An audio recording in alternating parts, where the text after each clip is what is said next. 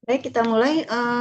Judul materi kita pada siang hari ini adalah sindrom koroner akut atau singkatan dalam bahasa Indonesianya. Kalau Anda lihat di book chapter atau handbook itu SKA. Kalau Anda buka handbooknya yang berbahasa Inggris, maka singkatannya adalah ACS atau Acute Coronary Syndrome. Mari kita lihat definisinya ya. Sindrom koroner akut merupakan suatu kondisi gawat darurat yang terjadi akibat berkurangnya atau berhentinya aliran darah yang menuju ke jantung secara tiba-tiba, secara mendadak ya. Kondisi ini ditandai dengan suatu nyeri dada yang khas yang dirasakan seperti tertindih benda berat ya. Jadi orang awam ya mengatakannya dengan serangan jantung mendadak ya. Atau orang awam juga sering bilang terkena angin duduk ya. Ini terjadi secara tiba-tiba ya, meski sebelumnya orang itu masih bisa beraktivitas secara normal ya. Baik, kita lihat klasifikasi dari sindrom koroner akut ini berdasarkan pemeriksaan fisik EKG dan biomarker dari jantung yang ditegakkan diagnosisnya oleh dokter ya, tentu dokter jantung ini ya. Yang pertama SKA itu ada jenis yang namanya STEMI ya, atau nama lainnya infak miokard akut dengan elevasi segmen ST, IMA EST atau STEMI. Ya, jadi untuk nomenklatur itu banyak ya. Saya kasihkan semuanya, nanti Anda tidak bingung membacanya ya. Jadi terjadinya elevasi pada segmen ST meningkat. Nah, ini ciri khas dari yang STEMI. Kemudian ada juga non-STEMI atau NSTEMI, itu infak miokard akut non elevasi segmen ST imanes namanya juga ya. Dan yang ketiga adalah angina pectoris tidak stabil, APTS atau unstabil angina pectoris. Orang juga menyebutnya dengan istilah uap. Jadi, kenapa saya berikan beberapa nomenklatur ini? Karena mungkin nanti bisa jadi Anda PKPA nanti di rumah sakit yang tentu saja berbeda-beda ya. Dan untuk istilah ini, jadi dia ada beberapa macam istilah. Nah, kita lihat sign and symptom dari nyeri dada atau chest pain ini ya. Yang pertama adalah stabil angina. Jadi angina itu sebetulnya ada angina stabil, stabil kronik, ada angina yang tidak stabil ya. Dia semuanya termasuk sindrom koroner akut. Nah, stabil angina ini terjadi ya dengan adanya pemicu atau trigger faktor. Yang terjadi biasanya pada saat seseorang itu melakukan aktivitas yang agak berat. Nah, jadi tahu ya pemicunya itu jelas gitu ya. Nah, untuk simptomnya di sini kurang dari 20 menit. Ya, biasanya dia akan mereda dengan istirahat atau dengan menggunakan nitrat sublingual. Nah, pasien-pasien yang sudah didiagnosa oleh dokter dengan kondisi stabil angina, nah itu biasanya mereka ada obat yang mereka selalu bawa kemanapun ya, nitrat organik sublingual ya, seperti isosorbit dinitrat ya, atau dari jenis lainnya.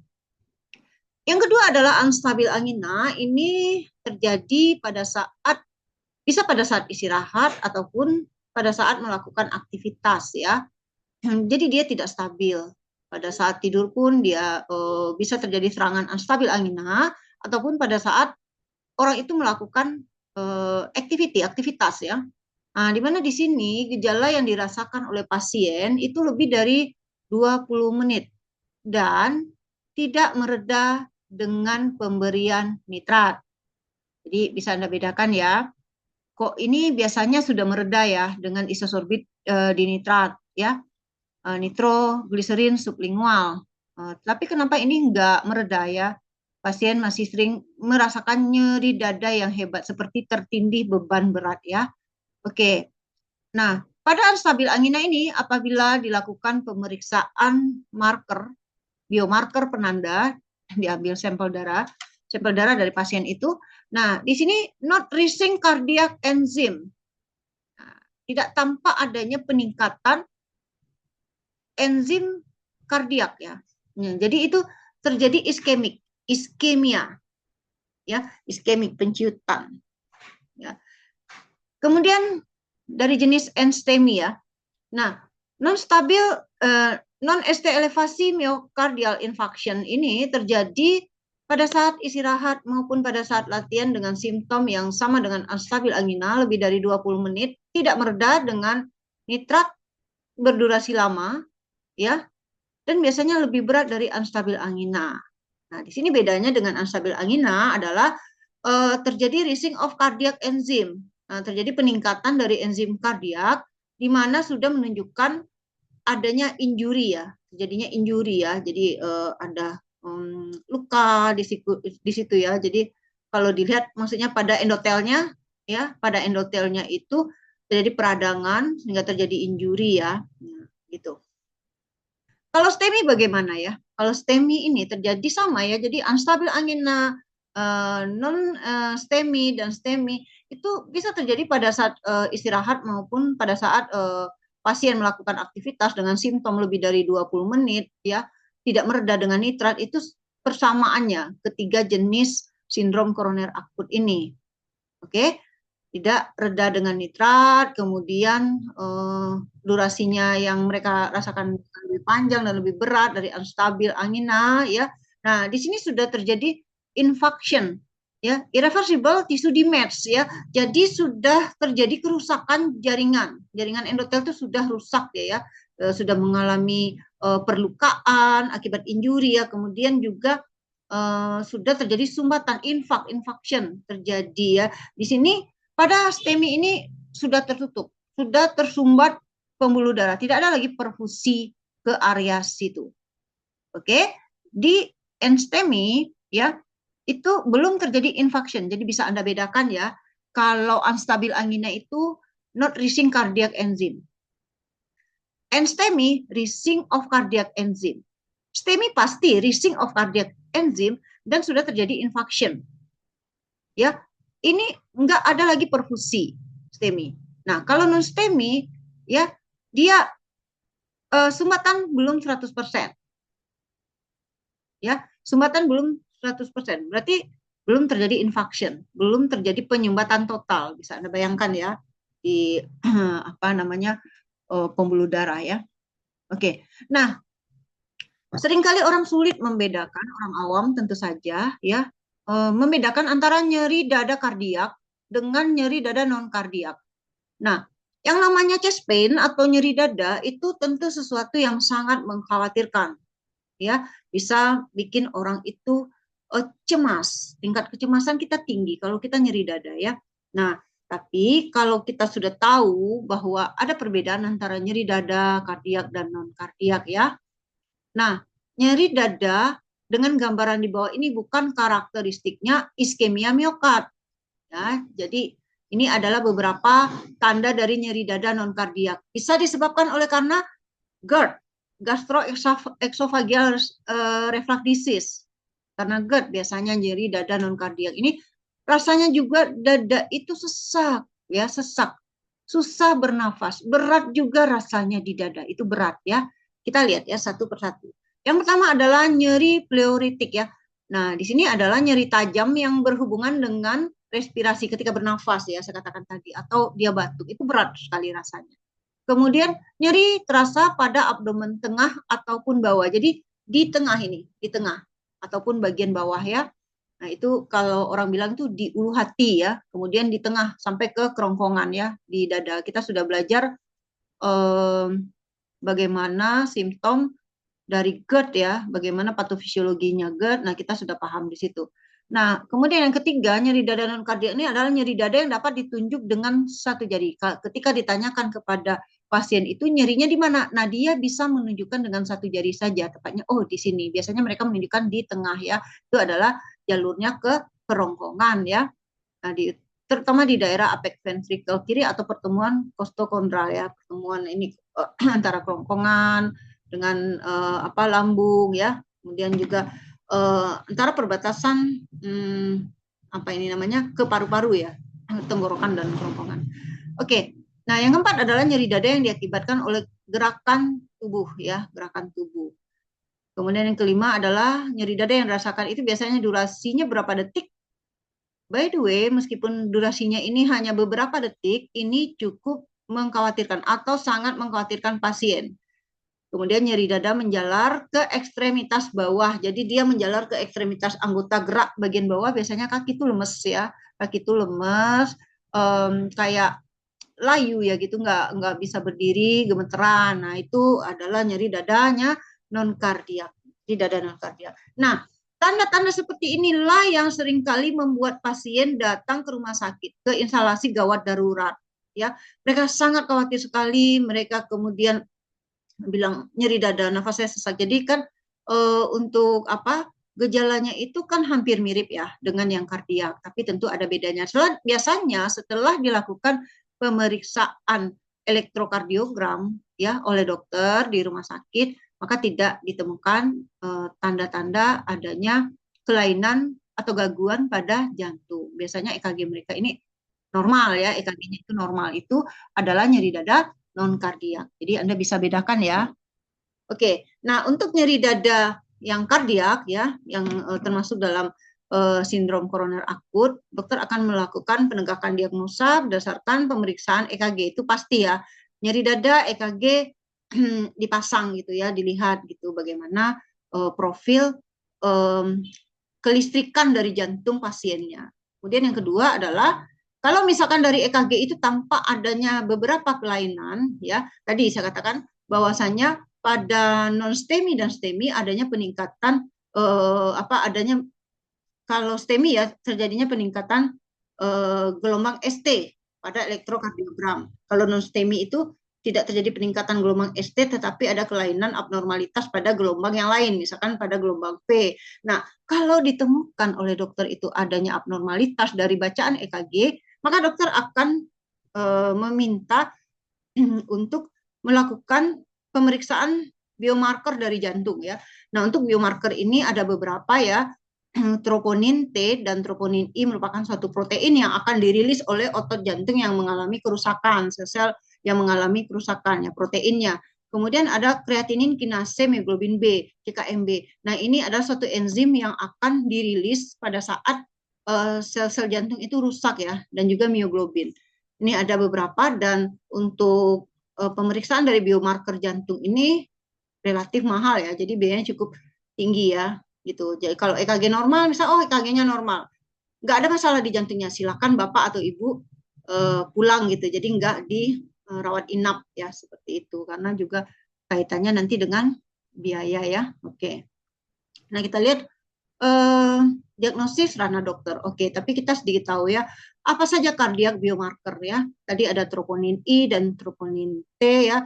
Kemudian juga ada mioglobin dan ada CKMB ya. Nah, jadi kalau kita lihat ya, kardiak troponin ini memegang peranan penting ya dalam diagnosa dan apa namanya ini melihat faktor resiko ya untuk membedakan antara non-STEMI dan unstabil angina ya. Jadi dari sini kalau terjadi peningkatan dari troponin itu arahnya ke enstemi, digandeng disandingkan dengan hasil pemeriksaan elektrokardiogram ya. Nah, di sini untuk troponin ini biasanya lebih spesifik dan dia lebih sensitif ya. Jadi dia spesifik dibandingkan dengan tradisional cardiac enzim. Nah, seperti contohnya CKMB dan mioglobulin ya, yang tadi itu dia ada 3 ya. Dia lebih peka, dia lebih peka ya. Nah, di mana troponin ini dia kalau kita lihat ya di profil grafik ini, kita lihat di sumbu X itu adalah day after onset of acute myocardial infarction, dan kemudian di sumbu Y itu adalah kadar atau konsentrasi dari masing-masing enzim dan juga protein yang dirilis oleh otot jantung yang mengalami kerusakan ya. Nah, kalau kita lihat itu, kita lihat ya hari pertama, hari kedua ya, itu dari mulai pertama kali terjadi serangan sampai 24 jam kemudian itu terjadi peningkatan yang sangat signifikan ya dari troponin ya pada kasus-kasus non-STEMI ataupun myocardial infarction. Nah, itu dia akan tinggi terus kadarnya sampai dengan hari ketiga ya. Mulai hari ketiga, hari kedua itu mulai mengalami penurunan, mulai landai ya kurvanya. Oke, dia masih kedetek sampai dengan hari ke-8 ya troponin ini setelah terjadinya serangan pada penderita ya. Kemudian kalau kita bandingkan dengan CKMB ya, yang merupakan enzim ya penanda atau biomarker jantung. Nah, si CKMB ini dia akan masih kedetek dia sampai dengan hari ke-6 ya, si CKMB ini masih kedetek, tapi dia peaknya akan tercapai iya sama sih, hampir sama dengan troponin ini pada hari pertama aja ya, pada hari pertama ada 24 jam kemudian mengalami penurunan yang signifikan dari CKMB ini. Jadi dia masih kedetek ya, tapi kadarnya itu rendah. Jadi dia kurang sensitif dibandingkan dengan troponin ya. Nah, kemudian bagaimana dengan si mioglobulin yang dikatakan di sini bahwa CKMB dan mioglobulin adalah tradisional cardiac enzim ya. Jadi si mioglobulin ini hanya kedetek ya kurang dari 24 jam. Terjadi peningkatan besoknya tidak ada lagi mioglobulin. Jadi ini bisa misalkan menimbulkan keraguan dalam suatu diagnosa di hari pertama ya. Jadi dipantau terus sampai dengan hari ke-8. Kalau misalkan troponinnya itu masih kedetek, berarti nanti dokter akan menentukan ya setelah disandingkan dengan EKG ya, dokter akan melakukan penegakan diagnosa apakah SKA-nya termasuk yang STEMI ataupun non STEMI. Itu dia. Oke, ini adalah skop dari acute coronary syndrome ya. Dikatakan di sini bahwa nyeri dada ini yang tidak nyaman, gejala tidak nyaman dari iskemia miokard ini ya, yang tidak respon dengan NTG. NTG itu adalah nitroglycerin ya. Setelah 20 menit ini suspek ya, suspek acute coronary syndrome. Nah, lihat nanti dilihat ya, ini gambarannya ya, ini visualnya. Kalau tadi kan narasi dan ini visualnya, Anda bisa lihat ya segmen terjadi peningkatan pada segmen ST segmen elevation. Nah, ini adalah STEMI ya. Ini peningkatan, terjadi peningkatan di situ. Jadi PQRST pada gambaran elektrokardiogram itu terjadi peningkatan segmen ST, itu dokter akan menegakkan diagnosa ini adalah STEMI ya, ditunjang dengan tadi ya, ditunjang dengan pemeriksaan troponin. Oke, next adalah ini yang non STEMI. Non STEMI ini kardiak enzim meningkat ya, kardiak enzim meningkat, tetapi tidak terjadi peningkatan ST ya, non elevasi pada gelombang atau segmen dari ST. Anda bisa lihat di situ terjadi peningkatan seperti itu. Nah, kalau ini enggak ya.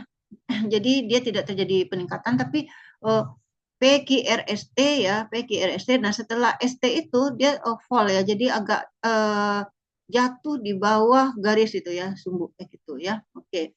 Oke, atau bahkan dia bisa terjadi inversi ya, terjadi inversi. Nah, ini pada gelombang P, seterusnya setelah P QRST berulang lagi gelombang P ya. Nah, normalnya adalah ke atas ya. Apanya itu kurvanya itu ke atas, tapi ini harusnya cembung ya di atas sumbu X, tapi ini ke bawah ya. Ke bawah itu berarti terjadinya di sini adalah depresi atau T-wave inversion juga bisa ya. Jadi terjadi depresi cekung ya. Nah, itu dokter akan menegakkan diagnosa ini adalah unstable angina ya, dengan normal kardiak enzim. Jadi angka-angka kardiak enzimnya itu normal ya, baik dari CKMB, troponin dan juga mioglobulin. Ya, biasanya itu bertahap ya, nggak langsung ke yang apa tadi troponin T ataupun troponin I. Misalkan dilakukan pemeriksaan biasanya CKMB dulu, ya CKMB-nya meningkat, biasanya kan nanti kan nggak kedetek lagi ya, setelah hari ke-5 itu nggak kedetek lagi, maka apakah masih, nah troponin ini kan masih kedetek ya sampai dengan hari ke-8. Oke. Nah, kita lihat etiologi ya. Untuk etiologi dari sindrom koroner akut ini ya ada beberapa ya, yang ini etiologinya tentu di penyakit-penyakit kardio ini umum terjadi untuk etiologi ini ya. Berusia 45 tahun ke atas untuk pria dan 55 tahun ke atas untuk wanita ya.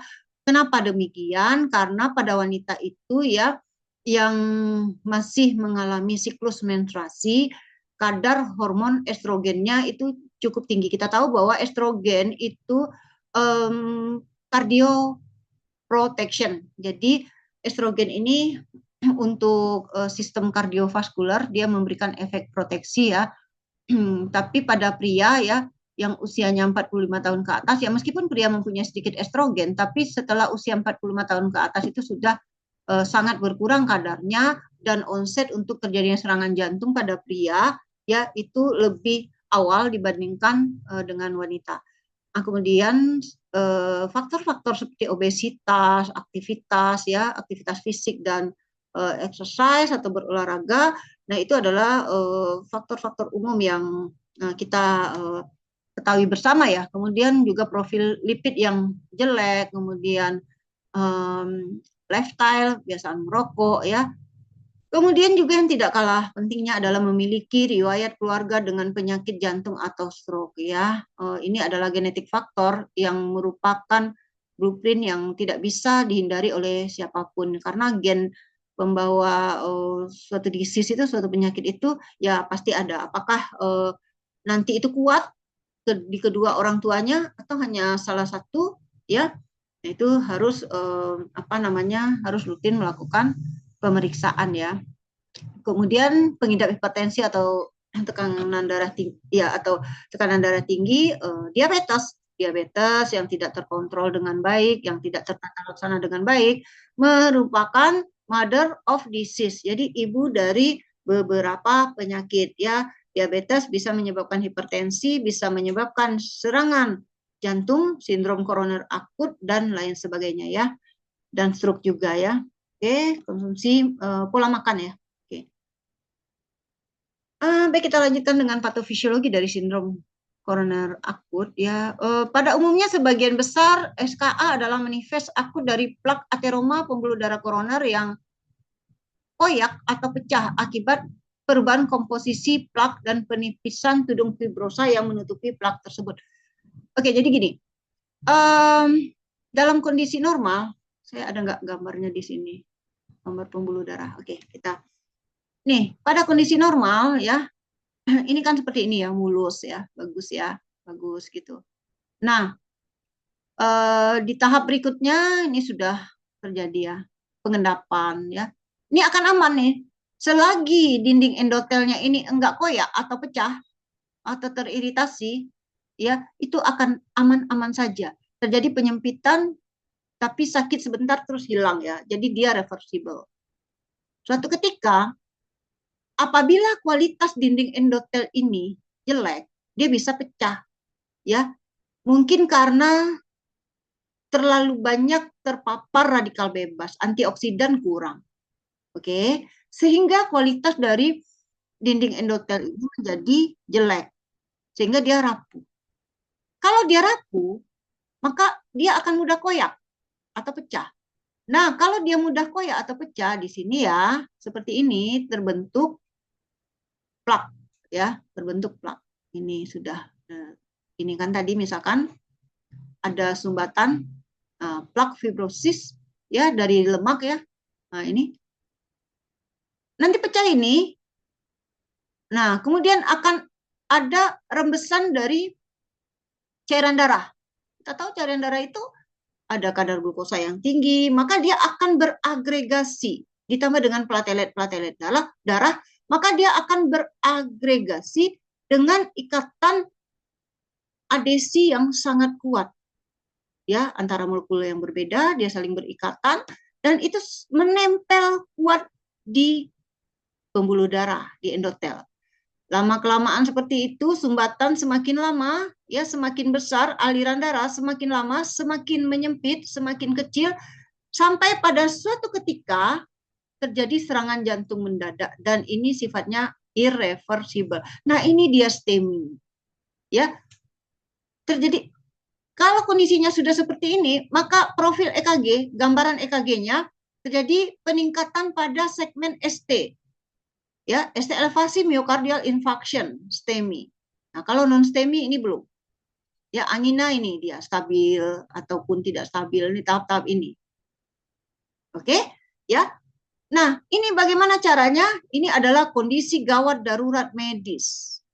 Nggak bisa bermain-main dengan waktu. Kalau sudah begini keadaannya di STEMI ini, pasien harus segera dibawa ke rumah sakit besar ya, bukan ke klinik-klinik kecil ataupun ke puskesmas ya. Apa namanya, bukan di pusat pelayanan primer Paskes 1, nggak bisa langsung.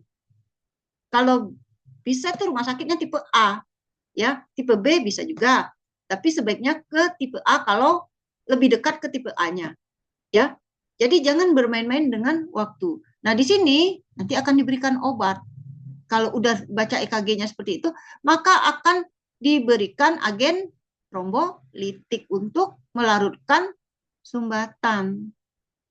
Ya, untuk melarutkan sumbatan. Nah, pasien nanti akan dirawat inap untuk dimonitor apakah perlu pemasangan ring ataupun tidak. Ya, semua itu ditanggung oleh BPJS sekarang ya. Oke, itu dia ya. Nah, jadi secara patofisiologi penyebabnya adalah trombus.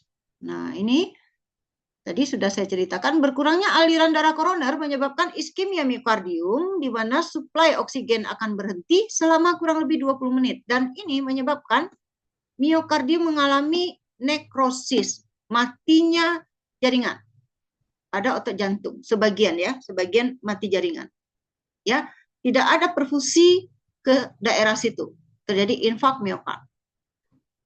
Nah, gejala klinis utama dari infak miokard ini adalah nyeri dada yang berlangsung setidaknya 20 menit. Coba Anda bayangkan 20 menit itu bukan durasi yang singkat. Nah, ketidaknyamanan bisa menjalar ke bahu, lengan kiri, ke belakang ya, atau ke rahang. Gejala lain yang tampak adalah mual, muntah, diaforesis, keringat berlebih, keringatnya itu segede-gede biji jagung, dan sesak nafas. Nah, kalau seperti ini jangan ditunggu lama, jangan dikerokin, dikasih minum teh hangat dulu, ya, dikasih balsem dulu. Jangan, cepat segera larikan, karena di rumah sakit itu pasti ada agen trombolitiknya. Pilih-pilih rumah sakit, jangan yang asal dekat aja, enggak.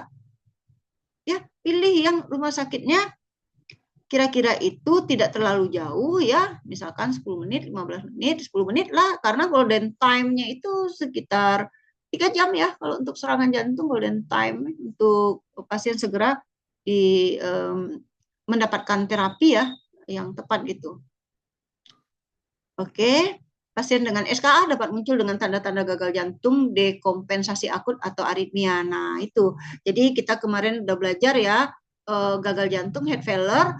Salah satu etiologi dari heart failure itu adalah dari myocardial infarction atau sindrom koroner akut. Ya, kan sudah banyak jantungnya yang mengalami kematian ya, kematian jaringan myocardial infarction, sehingga fungsi dari miokard itu tidak lagi optimal ya.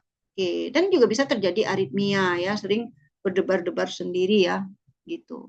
Nah, ini dia gambarannya. Oke. Ini gambarannya ya. Pressure in chest, breathing pain, menyebar dia ya, tidak bisa ditunjuk di satu titik, kemudian nausea, sweating ya, kemudian ya berkunang-kunang, pusing lah ya, sambil angina. Nah, ini dia. Oke, ini tadi sudah. Kemudian ini adalah algoritma evaluasi dan tata laksana SKA ya. Ini algoritmanya. Nanti dokter akan menentukan apakah non kardiak, ini suruh pulang. Kasih obat yang untuk GERD aja ya. Biasanya dikasih lansoprazol, udah suruh pulang, atau suntik ya, ranitidin diinjeksi, udah aman dia suruh pulang. EKG aman ya. Kemudian stabil angina, ini rawat jalan. Kalau SKA rawat inap ya, rawat inap ya. Ini observasi, EKG, biomarker jantung, diobservasi dan seterusnya ini ya. Oke, lalu dilakukan terapi disesuaikan dengan diagnosa. Baik, kita masuk ke tata laksana ya. Nah, kita lihat dulu tujuan terapi atau pengobatan. Untuk jangka pendek pastinya adalah untuk mencegah nekrosis sel-sel miokardium dan mengupayakan terjadinya perfusi ke jaringan miokardium ya. Jadi itu yang tadi menyumbat itu diusahakan secepat mungkin itu bisa bebas hambatan sumbatan ya, sehingga reperfusi ke jaringan miokardium. Oke, kemudian mencegah terjadinya kematian. Karena kalau terlalu lama nanti tidak bisa lagi ya, golden time-nya sudah terlewatkan. Nah, ini resiko tinggi dan komplikasi lain. Kemudian pencegahan reoklusi arteri koroner. Ini ada kemungkinan pasien itu akan mengalami oklusi lagi pada arteri koronernya. Nah, maka dokter ini akan menetapkan apakah perlu dipasang ring ya jantung ataupun tidak. Ya, ada beberapa pasien yang harus segera dipasang ring jantung. Nah, seperti itu. Kemudian ketidaknyamanan nyeri dada itu bisa diredakan ya dengan terapi, itu jangka pendek. Kemudian setelah dicek EKG-nya terjadi resolusi perubahan segmen SD. Jadi tidak ada lagi tampak elevasi pada segmen SD dan gelombang T pada pemeriksaan elektrokardiogram.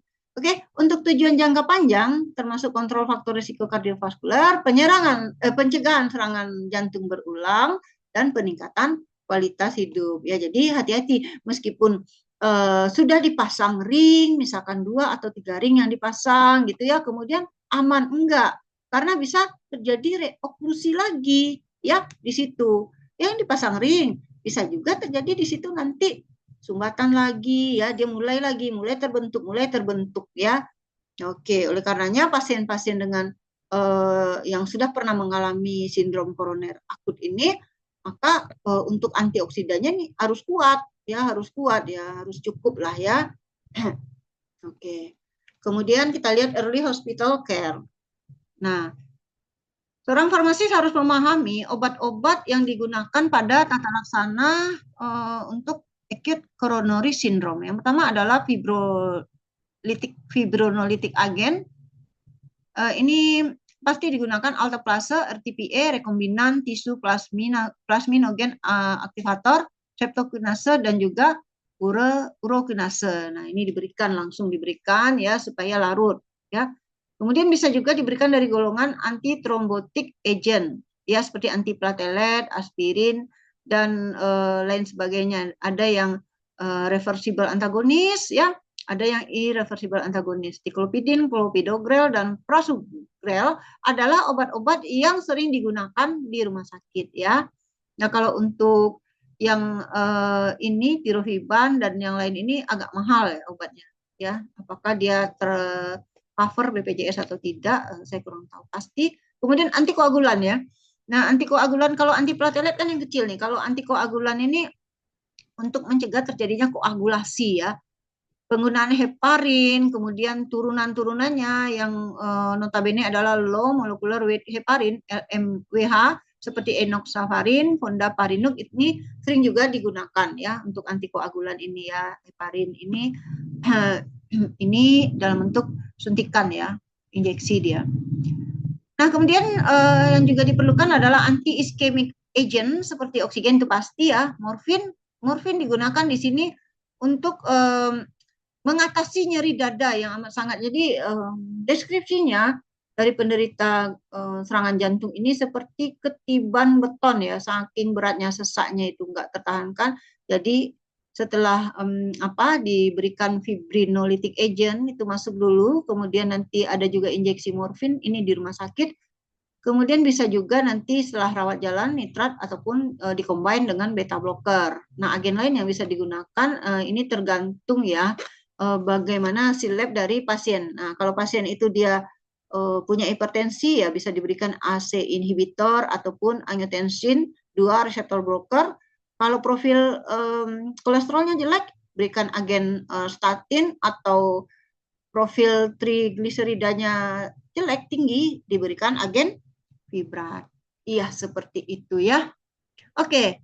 Ini singkatannya initial general treatment ya, disingkat dengan MONAC. Itu ada morfin, ada oksigen, NTG sublingual atau spray, nitroglycerin, aspirin ini adalah untuk maintenance terapi ya, sebagai anti platelet.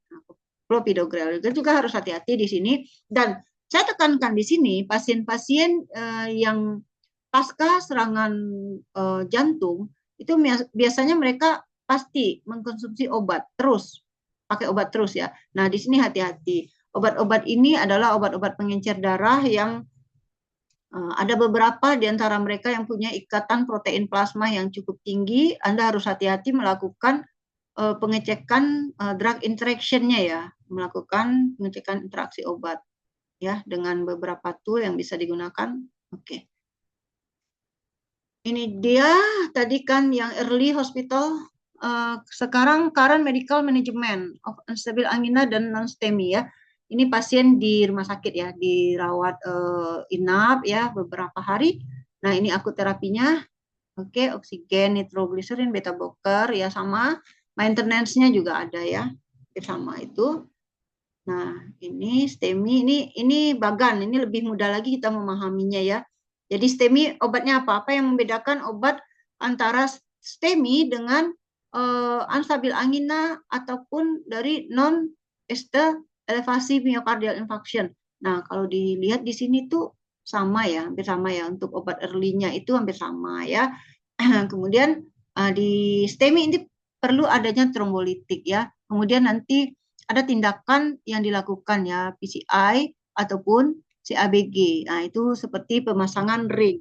Jadi, untuk Anda ketahui bahwasannya untuk tata laksana sindrom koroner akut ini dikatakan bahwa ya apapun jenisnya ya, apapun jenisnya ini adalah suatu long term medical management. Jadi terapinya itu jangka panjang, bisa seumur hidup. Jadi mereka harus kontrol terus ya, harus kontrol. Mencegah adalah hal yang lebih baik daripada mengobati. Oke, ini adalah keterangan dari masing-masingnya. Nitrat sublingual maksimal 3 kali. Oke, aspirin punya. Ini adalah keterangan tambahan aja ya. Bisa Anda baca sendiri nanti, beta blocker hendaknya diberikan 24 jam pertama seperti itu. Oke. Nah, setelah pasien ditata laksana ya di rumah sakit, maka akan dilakukan evaluasi pada pasien ACS ini atau pada pasien sindrom koroner akut ini ya. Nah, dilihat lagi nih, apakah sudah ada perbaikan pada gambaran elektrokardiogramnya. Nah, kalau sudah ada perbaikan, maka pasien diizinkan untuk pulang dengan dibekali obat-obat untuk maintenance ya. Jadi di sini fungsi apoteker, peran apoteker adalah itu terutama ke edukasi penggunaan obat ini ya.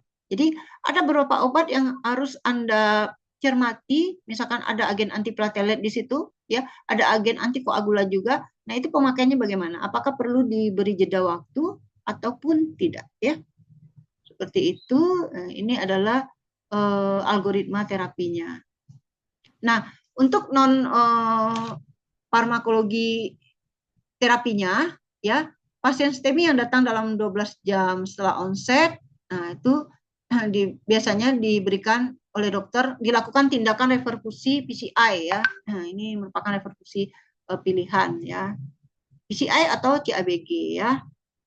Ini dokter yang tahu tentang itu dan orang farmasi nggak ke sana. Kita sekedar tahu aja bahwa pakai PCI gitu ya. Ini tata laksananya. Oke, ini lebih lengkap.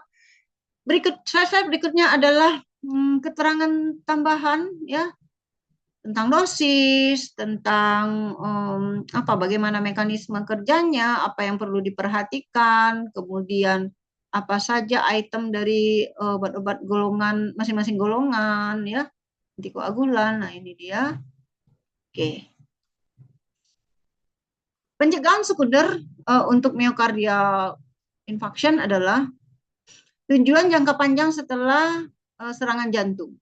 Pertama adalah untuk mengontrol faktor risiko penyakit jantung koroner yang dapat dimodifikasi. Contohnya apa? Pola makan, itu, pola hidup, tidak begadang. Kemudian mencegah perkembangan gagal jantung. Jangan sampai ini pasien infak miokard ini nanti dia terkena gagal jantung. Kemudian yang ketiga adalah mencegah serangan jantung berulang dan kemungkinan terjadinya stroke. Nanti kan dilihat tuh, ya, apakah pasien ini ya ada penyakit penyerta lainnya? Dia mengalami sindrom metabolik atau penyakit hipertensi, diabetes, sudah banyak penyakitnya. Nah, ini faktor risikonya cukup tinggi ya. Mencegah kematian mendadak dan mencegah trombosis stent setelah PCI. Nah, ini bisa terjadi. banyak ya kita dengar bahwa orang yang sudah pasang ring itu bukan berarti bebas, bisa jadi juga akan terjadi trombosis di stent itu kan, ring dipasang, nanti ada lagi di situ terbentuknya plak-plak yang baru beragregasi dan terjadi lagi penyumbatan di stent itu. Ya, ini bisa saja terjadi. Jadi harus hati-hati. Oleh karenanya ya, selain obat-obat yang diberikan oleh dokter untuk maintenance terapi dibawa pulang oleh pasien dan pasien kontrol misalkan sebulan sekali. Nah, biasanya pasien-pasien yang sudah mengalami serangan jantung ataupun serangan stroke, mereka tuh beli suplemen sendiri ya, terutama untuk yang suplemen yang mengandung kadar antioksidan yang cukup tinggi itu untuk mencegah mudahnya terjadi kerusakan pada dinding pembuluh darahnya ya. Biasanya mereka itu macam-macam ya penggunaannya ya. Omega 6, omega 3 itu pasti, kemudian juga vitamin E mereka konsumsi ya. Jadi kembali lagi ke orangnya, memang nggak bisa hanya mengandalkan obat yang dari dokter ya. Nah, perlu juga kita antioksidan. Pasien ini perlu antioksidan juga ya. Oke. Saya kira itu materi untuk sindrom koroner akut pada hari ini. Silakan kalau ada yang ingin bertanya.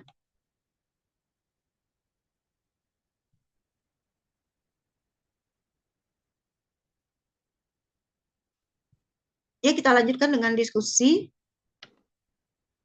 Apakah materinya cukup mudah dipahami, Siti? Agak sulit untuk dipahami, Bu, untuk Siti, Bu.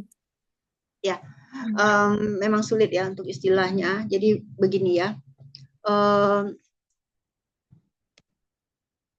menelaah ke belakang itu kan harus dilihat juga mata kuliah prasyarat. Nah, sejatinya sebelum mengambil suatu mata kuliah di semester yang lebih tinggi dari sebelumnya, itu ada yang namanya mata kuliah prasyarat. Misalkan mata kuliah prasyarat untuk bisa dia memahami farmakoterapi kardiovaskular, maka dia harus sudah mengambil dan telah lulus mata kuliah pendukung farmakologi. Mata kuliah anatomi fisiologi manusia juga harus paham dia. Nah, ketika di farmakoterapi itu kita tidak lagi banyak menerangkan tentang bagaimana mekanisme kerja secara detail, karena mekanisme kerja secara detail, side effect dan segala macam dari obat itu dipelajari di farmakologi. Ya, saya bertanya, apakah untuk obat-obat yang bekerja di sistem kardio dan vaskular itu sudah ada di farmakologi? Misalkan antiplatelet agent ataupun obat-obat anti hiperlipidemia, obat-obat dislipidemia lah seperti itu, apakah sudah dipelajari? Udah ya di farmakologi? Udah, Bu. Udah. Nah, itu Sudah, Bu. dan itu harus dibaca ulang ya. Itu harus dibaca ulang karena dia kait berkait. Karena kalau sudah masuk ke mata kuliah di atasnya itu, karena bahannya sendiri itu banyak ya. Jadi dasar Anda harus cepat ya. Ini kodeksinya harus cepat. Set, oh ini dia, oh ini dia, oh ini dia, oh ini dia gitu. Seperti itu. Ini tujuannya untuk apa? Jadi intinya adalah banyak-banyak membaca juga, banyak-banyak membaca gitu ya. Nah, kita bisa membedakan. Betulnya kan tadi kalau untuk diagnosis kan ranahnya dokter. Namun demikian kan kita harus tahu juga, oh ini masih terjadi penyempitan atau sudah penyumbatan gitu. Ini obat ini, apalagi ini kan interaksi obat nanti di semester 6. Ya kan? Interaksi obat di semester 6. Saya mau kasih tahu tool-toolnya apa saja, aplikasi yang bisa digunakan untuk mengetahui secara cepat apakah terjadi drug interaction atau tidak, itu nanti dapatnya semester 6. Ya kan? Nah, itu sebetulnya mengintegrasikan antara satu mata kuliah dengan mata kuliah lain yang saling menunjang, nah, itu penting. Ketika kita dihadapkan ke tahap case study, studi kasus, itu semuanya masuk di situ pemahaman kita. Oke, ya, ada AI. Tetapi prompt yang Anda ketik untuk bisa AI itu memberikan apa yang Anda inginkan, tentu itu berasal dari pikiran Anda. Ya kan? Nah, apa apa yang ada di pikiran kita itu tentu apa yang sudah kita serap, apa yang sudah kita pelajari. Itu sebagai modalitas untuk mengetik itu. Kalau kita nggak tahu ini gimana ya, mengkait-kaitkannya antara satu materi dengan materi yang lain. Nah, itu case study. Jadi saya mau kasih nanti pertemuan keempat tentang case study untuk Anda bahas. Oke lah, ada AI, tapi nanti rasa-rasanya kok kalau untuk kardiovaskular ini kok agak masih berat ya, seperti itu. Apalagi nanti kalau saya komplikasikan dengan seorang pasien ACS, komplikasi diabetes mellitus, komplikasi dengan apalagi itu stroke, segala macam ya. Nah, itu lebih berat lagi, obat-obat yang masuk ke situ lebih berat lagi. Nah, ini nanti akan ketemu pada saat Anda PKPA di rumah sakit, di mana di rumah sakit itu kasusnya berat-berat. Orang yang masuk rumah sakit, yang di opnam, ya, selain kasus-kasus diare lah ya, selain itu yang di opnam berkali-kali itu kasusnya berat. Yang keluar masuk rumah sakit itu kasusnya berat. Kasus berat, obatnya banyak. Nah, nanti kalau di PKPA, Anda akan ilmiah, presentasi ilmiah studi kasus. Nah, itu akan nampak nanti. Ini obat apa? Obat apa? Ini apa? Ini bagaimana? Korelasinya gimana? DRP-nya gimana? Kenapa pasien diberikan ini? Itu nggak bisa deh ya. Hanya kita belajar 1-2 hari. Itu tabungan kita. Sejak awal semester. Sudah ada di dalam kepala kita. Nah, pada saat ada kasus, kita brainstorm. Nggak bisa hanya mengandalkan AI. AI itu bisa dipahami. AI ini benar apa enggak sih gitu.